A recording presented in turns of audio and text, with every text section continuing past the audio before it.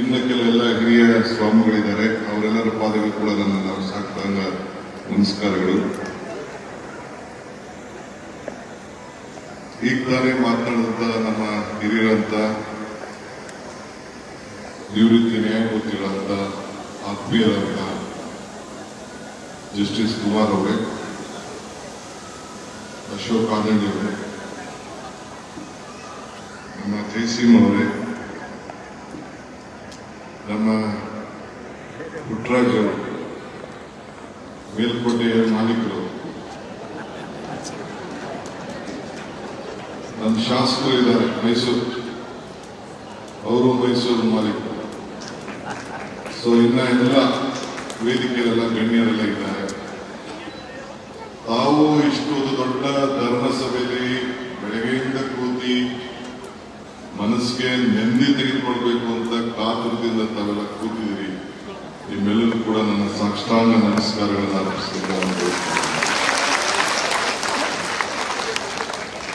ರಾಜಕೀಯದವ್ರು ಯಾಂತ್ರಕ್ಕೆ ಏನು ಕರೆದಿದ್ದಾರೋ ನನಗೆ ಗೊತ್ತಿಲ್ಲ. ನಮ್ಮ ಹುಡುಗರು, ನನ್ನ ಸ್ನೇಹಿತರು ಎಲ್ಲ ಇದಕ್ಕೆ ಬರಲೇಬೇಕು ಅಂತೇಳಿ ಒತ್ತಾಯ ಮಾಡಿದ್ರು. ನನಗಿಲ್ಲ, ನನ್ನ ಟೈಮ್ ಒಪ್ಕೊಬಿಡಿದ್ದು ಕನಕಪುರದಲ್ಲಿ ಯಾವುದೋ ಕಾರ್ಯಕ್ರಮ ಅಂತ ಹೇಳಿದೆ. ಮಧ್ಯಾಹ್ನ ಆದ್ಮೇಲೆ ಬರಲೇಬೇಕು ಅಂತ ಹೇಳಿದ್ರು. ಆಯ್ತಪ್ಪ ಅಂತೇಳಿ ಬಹಳ ತಡವಾಗಿ ಬಂದಿದ್ದೇನೆ, ಕ್ಷಮಿಸಬೇಕು. ಧರ್ಮದ ಸಂಸತ್ ನಡೀತಾ ಇದೆ. ಪುರಂದರದಾಸರು ಒಂದು ಮಾತು ಹೇಳ್ತಾರೆ, ಇದು ಭಾಗ್ಯ ಇದು ಭಾಗ್ಯ ಇದು ಭಾಗ್ಯವಯ್ಯ ಪದ್ಮನಾಭನ ಪಾದ ಭಜನೆ ಪರಮ ಸುಖವಯ್ಯ. ನಾನು ಬಂದು ಈ ಧರ್ಮ ಸಭೆ ಇಂಥ ಪೂಜ್ಯರನ್ನೆಲ್ಲ ಭೇಟಿ ಮಾಡಿ ಅವ್ರ ದರ್ಶನ ಪಡೆದು ಇಂಥ ಹಿರಿಯರು ನೀತಿ ಧರ್ಮ ನ್ಯಾಯಕ್ಕೋಸ್ಕರ ಹೋರಾಟ ಮಾಡಿದಂತ ಕೆಲವು ಹಿರಿಯರ ಮಾತುಗಳನ್ನ ಕೇಳಿ ಈ ಸಭೆಯಲ್ಲಿ ಭಾಗವಹಿಸಿದ್ದರಲ್ಲ, ಇದು ನನ್ನ ಭಾಗ್ಯ ನನ್ನ ಭಾಗ್ಯ ನನ್ನ ಭಾಗ್ಯ ಅಂತ ಹೇಳಿ. ರಾಮಾನುಜ ವಿಶ್ವ ವಿಜಯ ಮಹೋತ್ಸವ ಈ ಆಹ್ವಾನ ಪತ್ರಿಕೆಯನ್ನು ಕೂಡ ನಾನು ನೋಡಿದೆ. ತಮ್ಮದೇ ಆದಂತ ಒಂದು ಧರ್ಮ ಉಳಿಸ್ಲಿಕ್ಕೆ, ಧರ್ಮ ಯಾವುದಾದರೂ ತತ್ವ ಒಂದೇ, ನಾಮ ನೂರಾದರೂ ದೈವ ಒಂದೇ, ಪೂಜೆ ಯಾವುದಾದರೂ ಭಕ್ತಿ ಒಂದೇ, ಕರ್ಮ ಹಲವಾದರೂ ನಿಷ್ಠೆ ಒಂದೇ, ದೇವರಪ್ಪ ನಾಮ ಹಲವು, ಅದರಲ್ಲಿ ನಂಬಿಕೆಯನ್ನು ಇಟ್ಟುಕೊಂಡಿರುವುದು. ರಾಮಾನುಜಾಚಾರ್ಯರು ಧರ್ಮಕ್ಕೆ ತಲೆಬಾಗಬೇಕೆ ಹೊರತು ದುಷ್ಟರಿಗಲ್ಲ, ಮಾನವೀಯತೆಗೆ ತಲೆಬಾಗಬೇಕೆ ಹೊರತು ಅವಿವೇಕಗಲ್ಲ ಅಂತ ಹೇಳಿ ಹಿಂದೆ ನೂರಾರು ಸಾವಿರಾರು ವರ್ಷಗಳಿಂದಲೇ ಈ ಮಾತನ್ನ ಹಾಡಿದ್ದು ಇತಿಹಾಸ ಪುಟದಲ್ಲಿ ಬಂದಿದ್ದಾರೆ. ಇವತ್ತು ನಾವೆಲ್ಲ ಅವರ ನೆನಪು ಮಾಡಿಕೊಳ್ಳಲಿಕ್ಕೆ, ಅವರ ಆಚಾರ ವಿಚಾರಗಳನ್ನ ಪ್ರಚಾರ ಮಾಡಲಿಕ್ಕೆ, ಅವರು ನಡೆದಂತ ಹೆಜ್ಜೆನ ನಾವು ಹಾಕಲಿಕ್ಕೆ ಇವತ್ತು ನಾವೆಲ್ಲ ಪ್ರಯತ್ನ ಮಾಡಲಿಕ್ಕೆ ಇಲ್ಲಿ ನಾವೆಲ್ಲ ಸೇರಿದ್ದೇವೆ. ನಮ್ಮ ಮೇಲ್ಪಟ್ಟ ಇತಿಹಾಸ ನೋಡೋದಿಲ್ಲ, ಎಲ್ಲ ಹೊರಗಿದ್ದವ್ರಿಗೂ ಕೂಡ ಆ ದೇವರಲ್ಲಿ ನಂಬಿಕೆ ಬರಬೇಕು. ಎಲ್ಲ ಜಾತಿ ಧರ್ಮಕ್ಕೂ ಕೂಡ ಆ ಭಕ್ತಿಯಲ್ಲಿ ಭೇದ ಭಾವನೆ ಇರಬಾರದು ಅನ್ನೋದು ಆ ಇತಿಹಾಸ ಪುಟದಲ್ಲೇ ಅವರು ಮಾಡಿದಂತ ಇತಿಹಾಸ ಚರಿತ್ರೆಯನ್ನ ನಾವು ಯಾರು ಕೂಡ ಇಲ್ಲ ಅಂತ ಹೇಳಲಿಕ್ಕೆ ಸಾಧ್ಯ ಇಲ್ಲ.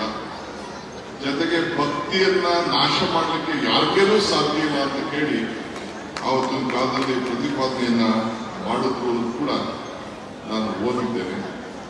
32 ವರ್ಷಗಳ ಕಾಲ ಈ ಕನ್ನಡ ನಾಡಿನಲ್ಲಿ ಬಹಳ ದೊಡ್ಡ ಧರ್ಮ ಪ್ರಚಾರವನ್ನು ಮಾಡಿ ಎಲ್ಲ ವರ್ಗದ ಜನರಿಗೂ ಕೂಡ ಒಂದು ಸಮಾನತೆಯ ಒಂದು ತೋರಿಸುವುದನ್ನು ಕೂಡ ನಾವೆಲ್ಲ ಹೇಳಿದ್ದೇವೆ. ಅವರ ಇತಿಹಾಸ ಕೂಡ ನಾನು ಮೆಲ್ಕಾಕದಾದ್ರೆ ನನಗೆ ನನ್ನ ಹಿಂದೆ ಬಾಲ್ಯದಲ್ಲಿ ಯಾವುದೋ ಒಂದು ಘಟನೆ ನನ್ನ ಮೇಷ್ಟ್ರು ನನಗೆ ಪಾಠ ಹೇಳಿದ ನನಗೆ ನೆನಪೇ ಇದೆ. ಏನದು ಅಂತಂದ್ರೆ, ಒಂದು ನಿಮಿಷ ಸ್ವಲ್ಪ ಪ್ಲೀಸ್. ನನಗೆ ಮೆಲುಕಾಕದಾದ್ರೆ ಅಲೆಕ್ಸಾಂಡರ್ ದ ಗ್ರೇಟ್ ಭಾರತ ವಶಪಡಿಸ್ಕೋಬೇಕು ಅಂತ ಹೊರಟಂತೆ. ಆಗ ವಶಪಡಿಸ್ಕೊಳ್ದಾಗ ಅಷ್ಟೊತ್ತಿಗೆ 2-3 ಭಾಗ ಪ್ರಪಂಚವನ್ನು ವಶಪಡಿಸ್ಕೊಂಡಿದ್ದಾರೆ. ಚಿಕ್ಕ ವಯಸ್ಸು ಅವನಿಗೆ ಗುರು ಅರಿಸ್ಟಾಟಲ್ ಭೇಟಿ ಮಾಡಬೇಕು ಅಂತ ಹೋಗ್ತಾನೆ, ಆಶೀರ್ವಾದ ಪಡೆಯಬೇಕು. ಗುರುಗಳೇ, ನಾನು ಭಾರತ ಕಡೆ ಹೋಗ್ತಾ ಇದ್ದೀನಿ. ಆಗ ತನ್ನ ಗುರು ಅರಿಸ್ಟಾಟಲ್ ಅವರು, ಹೌದಾ, ನೀನು ಭಾರತ ಕಡೆ ಹೋಗ್ತಾ ಇದ್ಯಾ, ನೀನು ವಾಪಸ್ ಬರ್ತೀಯೋ ಇಲ್ಲೋ ನನಗೆ ಗೊತ್ತಿಲ್ಲ ಅಂತ ಹೇಳಿದ್ರು. ಯಾಕೆ ಗುರುಗಳೇ? ಇಲ್ಲ, ನೀನು ಬರೋದಾದ್ರೆ 5 ವಸ್ತು ತೆಗೆದುಕೊಂಡು ಅಂತ. ಏನಂದ್ರೆ ಗುರುಗಳೇ 5 ವಸ್ತು? ಒಂದು ರಾಮಾಯಣದ ಗ್ರಂಥ, ಇನ್ನೊಂದು ಮಹಾಭಾರತದ ಗ್ರಂಥ ಭಗವದ್ಗೀತೆ, ಮೂರನೇದು ಕೃಷ್ಣನ ಕೊರಡು, ನಾಲ್ಕನೇದು ಗಂಗಾಜಲ, ಮತ್ತೊಂದು ಇಂಥ ರಾಮಾನುಜಾಚಾರ್ಯ ತತ್ವಜ್ಞಾನಿ ಅವ್ರು ಕರ್ಕೊಂಡು ಬಂದ್ರೆ ಇಡೀ ಭಾರತನೇ ನಮ್ಮ ಭಾರತದಲ್ಲಿ ಇಂಥ ದೊಡ್ಡ ಸಂತರು ಸಾಧುಗಳು ಈ ದೇಶವನ್ನು ಉಳಿಸೋದಕ್ಕೆ, ಈ ಧರ್ಮ ಇರೋದಕ್ಕೆ ಈ ಸಂದರ್ಭದಲ್ಲಿ ನಾವೆಲ್ಲ ಕೂಡ ಏನೋ ನೆಮ್ಮದಿ ಇದ್ದೇವೆ. ಇವತ್ತು ದೇವಾಲಯ ಎಂದು ಕಟ್ಟಂತ ಸಂದರ್ಭ ಏನು? ನೆಮ್ಮದಿಯ ಬದುಕಿಗೋಸ್ಕರ ಮನೆಯಲ್ಲಿ ಏನಿಲ್ಲ ಅನ್ನೋ ಸಣ್ಣ ಗುಡಿಯಾರು ಕಟ್ಕೊಂಡು, ಇಲ್ಲ ಒಂದು ಸಣ್ಣ ಫೋಟೋ ಇಟ್ಕೊಂಡು, ಒಂದು ವಿಗ್ರಹ ಇಟ್ಕೊಂಡು ನಾವೆಲ್ಲ ಪ್ರಯತ್ನ ಮಾಡ್ತೇವೆ. ಅಲ್ಲಿ ನಿಮ್ಗೇನು ಕಾಣುವುದಿಲ್ಲ, ನಮಗೆ ಏನು ನೋಡ್ಲಿಕ್ಕೆ ಆಗುದಿಲ್ಲ. ಕೊನೆಗೆ ನಿಮ್ಮ ಪ್ರಯತ್ನ ವಿಫಲ ಆದರೂ ಕೂಡ ಪ್ರಾರ್ಥನೆ ವಿಫಲ ಆಗುದಿಲ್ಲ ಅಂತೇಳಿ ನಾವು ಭಗವಂತನಲ್ಲಿ ಪ್ರಾರ್ಥನೆಯನ್ನು ಮಾಡಲಿಕ್ಕೆ ಪ್ರಯತ್ನ ಮಾಡ್ತೇವೆ. ನಮ್ಮ ಪ್ರಯತ್ನ ವಿಫಲ ಆಗುವುದು, ಆದರೆ ಪ್ರಾರ್ಥನೆ ವಿಫಲ ಆಗುದಿಲ್ಲ ಅಂತ ಯಾರಿಗೂ ಗೊತ್ತಾಗ್ತಿರೋದಕ್ಕೆ ನಾವು ದೇವರಲ್ಲಿ ನಮ್ಮ ಕಷ್ಟ ಸುಖವನ್ನು ಕೇಳ್ತೇವೆ. ದೇವಸ್ಥಾನಕ್ಕೆ ಹೋಗ್ತೇವೆ. ದೇವಸ್ಥಾನಕ್ಕೆ ಹೋದರೆ ನಾವು ಮಧ್ಯದಲ್ಲಿ ಅರ್ಚಕ ಇರ್ತಾನೆ. ಕೊನೆಗೆ ನಮ್ಗೆ ಆ ಭಾಷೆ ಗೊತ್ತಾಗುವುದಿಲ್ಲ ಅಂತೇಳಿ ಕೊನೆಗೆ ಅರ್ಚಕನ ಮುಖಾಂತರ ಅರ್ಚಕಸ್ಯ ಪ್ರಭಾವೇನ ಶಿಲಾಭೂತಿ ಶಂಕರ, ಅರ್ಚಕನ ಪ್ರಭಾವದಿಂದ ಶಿಲೆಯೇ ಶಂಕರನ ಕಾಣಬಹುದು ಅಂತೇಳಿ ಅರ್ಚಕನ ಮುಖಾಂತರ ನಾವು ದೇವರ ಹತ್ರ ಹೋಗ್ಲಿಕ್ಕೆ ಪ್ರಯತ್ನವನ್ನು ನಾವು ಮಾಡ್ತೇವೆ.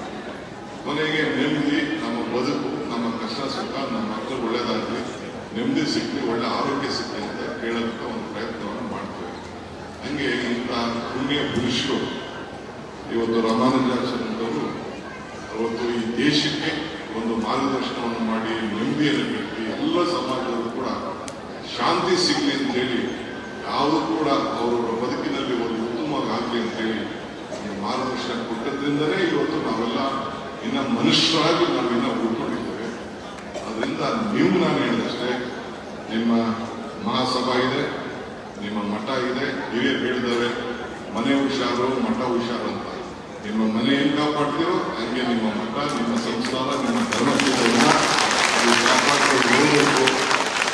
ಈ ಕೈ ಹಸ್ತಸ್ಯ ಅಂದ್ರೆ ಈ ಕೈ ಇರದೆ ದಾನ ಮಾಡೋದಂತೆ, ಈ ಕಂಠ ಇರದೆ ಒಳ್ಳೆ ಮಾತನ್ನು ಕೇಳಿರುತ್ತೆ, ಈ ಕಿವಿ ಇರದೆ ಒಳ್ಳೆ ವಿಚಾರಗಳನ್ನ ಇವರೇನು ನಮ್ಮ ಎಲ್ಲ ಕೂಡ ಹಿರಿಯರೆಲ್ಲ ಮಾತಾಡಿದ್ರು ಅಂತವೆಲ್ಲ ಕೇಳಿ ಆನಂದವನ್ನು ಪಟ್ಟು ನಮ್ಮ ಬದುಕಿನಲ್ಲಿ ಪರಿಣಾಮವನ್ನು ಮಾಡ್ಕೊಳ್ಳಿಕ್ಕೆ ನಮ್ಮ ಪುಟ್ಟರಾಜವರು ಅವರು ಎಲ್ಲ ಕಲ್ಲೇರಿಯ ಎಲ್ಲ. ನಾನು ಕೂಡ ಕನಕಪುರದಿಂದ, ನಮ್ಮ ಕಣ್ಣನ್ನು ಕಲ್ಲುಗಿಲ್ಲ, ನನ್ನ ಯಾವಾಗಲೂ ಕನಕಪುರ ಬಂಡೆ ಅಂತ ಇರ್ತದೆ. ನಾನು ಕೇಳ್ತೀನಿ, ನನ್ನ ಯಾಕೆ ಬಂಡೆ ಅಂತ ಕೇಳ್ತಾರೆ? ಅದು ಕಲ್ಲು ಪ್ರಕೃತಿ, ಅದನ್ನ ಕಡದರೆ ಆಕೃತಿ, ಅದನ್ನು ಪೂಜಿಸಿದ್ರೆ ಸಂಸ್ಕೃತಿ ಅಂತ ಹೇಳ್ತಾರೆ. ಕಲ್ಲ ಚಪ್ರಿಯಾರು ಮಾಡ್ಕೋಬಹುದು, ಚಪ್ರಿಯಾರು ಮಾಡ್ಕೋಬಹುದು, ಜಲ್ಲಿಯಾರು ಮಾಡ್ಕೋಬಹುದು, ದಿಂಡಾರು ಕಟ್ಬೋದು, ಇಲ್ಲ ಗಡ್ಗಂಬಾರು ಮಾಡ್ಬೋದು. ಕೊನೆಗೆ ಏನಿಲ್ಲ ಅಂತಂದ್ರೆ ವಿಗ್ರಹನಾರು ಮಾಡಿ ಅದನ್ನ ಪೂಜೆನ ಮಾಡ್ಲಿಕ್ಕೆ ಒಂದು ಅವಕಾಶ ಇದೆ. ಹಾಗೆ ಇವತ್ತು ನಾವೆಲ್ಲ ಸೇರಿ ಇವತ್ತು ಮೂರ್ತಿಗಳಿಗೆ ಭಗವಂತನಲ್ಲಿ ಇವತ್ತು ಶ್ರೀಗಳು ಒಂದು ದೊಡ್ಡ ನಿಮ್ಮನ್ನೆಲ್ಲ ಸೇರಿಸಿ ಕೊನೆಗೆ ಏನ್ ತೆಗಿಲಿಕ್ಕೆ ಕರೆದಿದ್ರೆ ಅವ್ರಿಗೇನು ಕೊಡೋದಿಲ್ಲ, ನಿಮ್ಗೇನು ನೆಮ್ಮದಿ ಕೊಡಬೇಕು, ಶಾಂತಿ ಕೊಡಬೇಕು ಅಂತೇಳಿ ಇವತ್ತು ಇಂಥ ಒಂದು ಧರ್ಮ ಸಭೆಯಲ್ಲಿ ಸೇರಿಸಿ ಕಾರ್ಯಕ್ರಮವನ್ನು ಮಾಡ್ತಾ ಇದ್ದಾರೆ. ನಾನಿಲ್ಲಿ ಬಂದಿದ್ದು ಅವ್ರ ಕೈಯಲ್ಲಿ ತಗೊಂಡು ಹೋಗ್ಲಿಕ್ಕಲ್ಲ, ನಾನು ಬಂದಿದ್ದು ನನಗೂ ಒಂದೇನಾದ್ರೂ ಸ್ವಲ್ಪ ನೆಮ್ಮದಿ ಶಾಂತಿ ಸಿಗ್ಲಿಕ್ಕೆ ಆಶೀರ್ವಾದ ಮಾಡಿದ್ರೆ ಸೊ ನನ್ನ ಆಶೀರ್ವಾದ ಸಾಕು, ಇನ್ನೇನು ಬೇಡ. ಇಷ್ಟು ಹೇಳಿ ನಾನು ಒಂದು ಹೇಳಲಿಕ್ಕೆ ನಾನಿದ್ದೇನೆ. ನಾನು ನಿಮ್ಮ ಎಲ್ಲ ಕೆಲಸ ಕಾರ್ಯಗಳು ಈ ಅಖಿಲ ಕರ್ನಾಟಕ ಏನು ಶ್ರೀ ವೈಷ್ಣವ ಮಹಾಸಭೆದು, ಈ ಸಮಾಜದ್ದು, ಮಠದ್ದು ಏನೇ ಕೆಲಸ ಕಾರ್ಯ ಇದ್ರೂ ಕೂಡ ನನ್ನ ಮನೆ ಕೆಲಸ ಅಂತೇಳಿ ಶ್ರದ್ಧಾಭಕ್ತಿಯಿಂದ ಅವಧಿಯಲ್ಲಿ ನಿಮ್ಮ ಸೇವೆ ಮಾಡಲಿಕ್ಕೆ ನಾನು ಬದ್ಧನಾಗಿದ್ದೇನೆ, ನಿಮ್ಮ ಜೊತೆಯಲ್ಲಿ ಇದ್ದೇನೆ ಅಂತ ಹೇಳಲಿಕ್ಕೆ ನಾನು ಈಗ ಬಂದಿದ್ದೇನೆ. ಅದರಿಂದ ಈ ಸಂದರ್ಭದಲ್ಲಿ ನಮ್ಮೆಲ್ಲರೂ ಕೂಡ ವಂದಿಸಿ ಶುಭ ಹಾರೈಸಿ ಮತ್ತು ನಮ್ಮ ಸ್ನೇಹಿತರು ವೈಷ್ಣವ ಜನಾಂಗ ಎನ್ನುವ ಒಂದು ಜಾತಿ, ಇದನ್ನು ಕರ್ನಾಟಕ ಜಾತಿ ಪಟ್ಟಿಯಲ್ಲಿ ಸೇರಿಸಿ ಕರ್ನಾಟಕ ಗೆಜೆಟ್ನಲ್ಲಿ ಕಂಡಕ್ಟ್ ಮಾಡಬೇಕು ಅಂತೇಳಿ ಹೇಳಿದ್ದಾರೆ. ಸಮಾಜ ಗುರುತಿಸಲಿ ಅಂತ ಅವರು ಹೇಳಿದ್ದಾರೆ. ನೋಡೋಣ ಇದನ್ನೇನು ತಿಳ್ಕೊಂಡು ಈಗ ಸ್ಟೇಜ್ನ ಕೊಟ್ಟು ನನಗೆ ನಮ್ಮ ಡೈರೆಕ್ಟರು, ನಮ್ಮ ಸ್ನೇಹಿತ, ನಿಮ್ಮೆಲ್ಲರ ಪರವಾಗಿ ಇದನ್ನು ನಾನು ಮುಂದಕ್ಕೆ ಚರ್ಚೆ ಮಾಡಿ ಖಂಡಿತ ನನಗೆ ಏನು ಸಹಕಾರ ಕೊಡೋಕ್ಕಾಗ್ತದೋ ಅದನ್ನು ಮಾಡಲಿಕ್ಕೆ ಬದ್ಧನಿದ್ದೇನೆ. ಶ್ರೀಗಳದ್ದು ನಿಮ್ಮದು ಎಲ್ಲರದ್ದು ನನ್ನ ಮೇಲೆ ಆಶೀರ್ವಾದ ಇರಲಿ ಎಂದು ಪ್ರಾರ್ಥಿಸಿ ನಾನು ಮಾತು ಮುಗಿಸ್ತೇನೆ. ನಮಸ್ಕಾರ.